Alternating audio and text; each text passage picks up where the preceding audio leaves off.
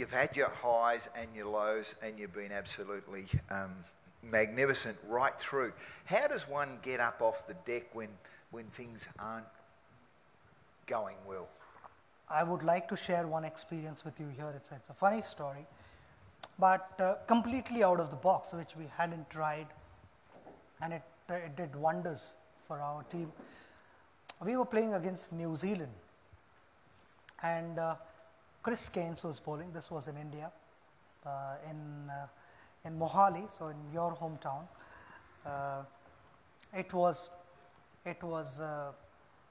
The ball was reverse swinging, and Chris Cairns was virtually beating us 2-3 times an over. I was batting with Rahul Dravid, so the main batters were batting. We'd like to believe that we were the main batters.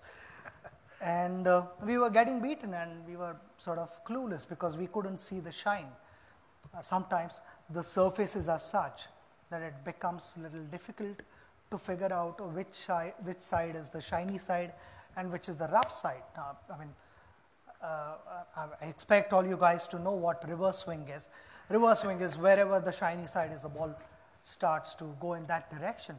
Even if the bowler wants the ball to go in the opposite direction, it will not go because of the imbalance and the surface of the ball. So Chris had started doing that, and I met with Rahul in the middle of the wicket, in the middle of the over. I said, I've got an idea. And he said, do you want to share it now or after the over? I said, I'll share with you after the over, but it can work.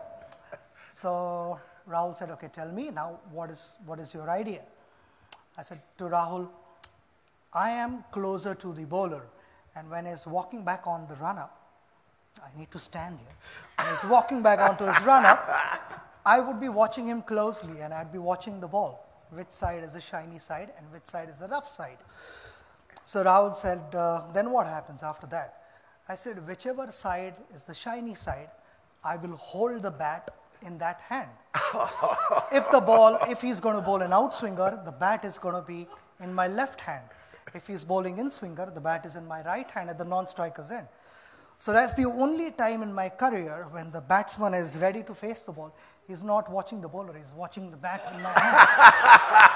So he's very good. So Rahul is watching me, and suddenly you see a couple of cover drives being hit for boundaries, and on drives passing piercing mid-wicket and mid-on, and Chris is like wondering, these guys were getting beaten a couple of times every over, and suddenly I'm giving away a couple of boundaries. There's definitely something wrong. So all the fielders were watching me because I was, watching Chris and not Rahul. And normally, no batsman stands facing the bowler. He would be like facing the other batter. And then I would quickly change the bat, and by then they had sort of figured out that there is something fishy.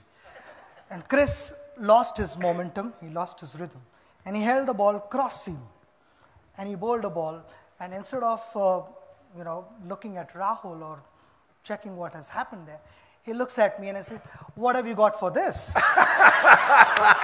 Chris didn't realize that I had also warned Rahul that if I don't know what is coming, I'm going to hold the bat in the middle.